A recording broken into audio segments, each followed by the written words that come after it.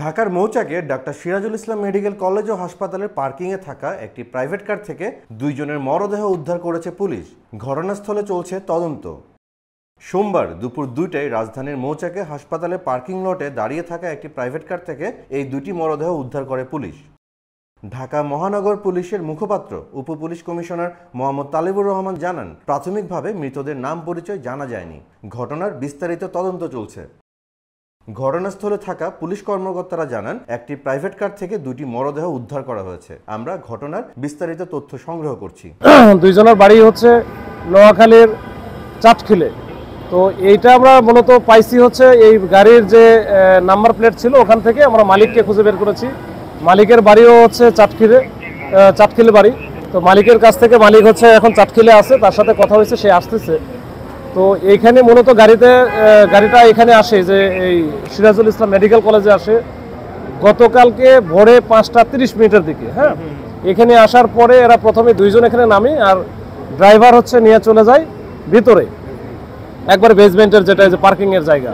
তো ওইখানে নিয়ে চলে যায়, দুইজন এখানে কথা বলে মালিক হচ্ছে এখান থেকে, ওই মালিকও আসছিল, সে এখান থেকে আবার বেরিয়ে চলে যায়।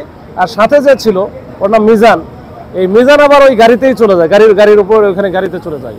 তো গাড়ির ড্রাইভার হচ্ছে নাম জাকির, বয়স 40-42 হবে আনুমানিক। আর সাথে সেকেন্ড সিটারে যেখানে বসা ছিল তার নাম হচ্ছে মিজান, তার বয়স এরকম 38-40 হতে পারে। তারাও একই এলাকায় বাড়ি এবং এরা পরস্পরের সাথে সম্পৃক্ততা আছে বা এদের হচ্ছে চেনা জানা পরিচয় আছে। তো এইখানে যেটা আসার কারণ হচ্ছে এখানে একজন ওই এলাকার ঘুমাতলি এলাকার একটা ছোট বাচ্চা, ওই যে জুবাইয়ের নাম, তো ওই বাচ্চাটার এখানে একটা অপারেশন হয়েছে, লিঙ্গের কি কিছু একটা আছে, এটা অপারেশন হয়েছে। এই অপারেশন তার কালকে রিলিজ হওয়ার কথা ছিল। হাসপাতাল সূত্রে জানা গেছে, গত শনিবার ভোর 5:30টার দিকে গাড়িটি পার্কিংয়ে প্রবেশ করে। তখন নিরাপত্তা কর্মীদের বলা হয় গাড়িতে রোগী আছে। 10 তারিখ সকাল 5টা 45 মিনিটে আমাদের বেসমেন্টে ইন হয়। একটা পিছনে ছিল আর একটা সেকেন্ড সিটারের ওই সিটে ছিল।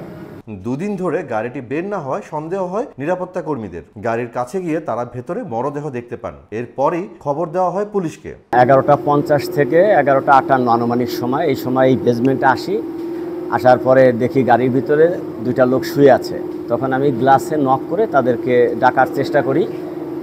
যখন কোনো সাড়া না পাই তখন আমি দরজাটা টান দেওয়ার পর দরজাটা খুলে যায়, পিছনের দরজাটা খোলার পরে আমি তাদেরকে আবার ডাকার পর যখন কোনো সাড়া পাই না, তখন হঠাৎ করে আমার চোখ পড়ে ওই যে পিছনের যে লাশটা আছে তার মুখের উপরে ফোসকা পড়া, অর্থাৎ আমাদের পুড়ে গেলে যেরকম ফোসকা পড়ে আর কি, ওইরকম তার হাত এরকম ছিল সম্ভবত।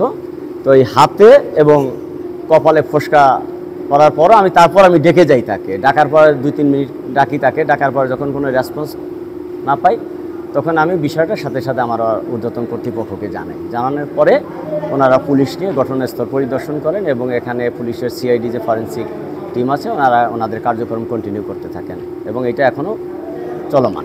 মরদেহ দুটি উদ্ধার করে ময়নাতদন্তের জন্য পাঠিয়েছে পুলিশ। এই ঘটনায় রহস্য উদ্ঘাটনে তদন্ত চলছে।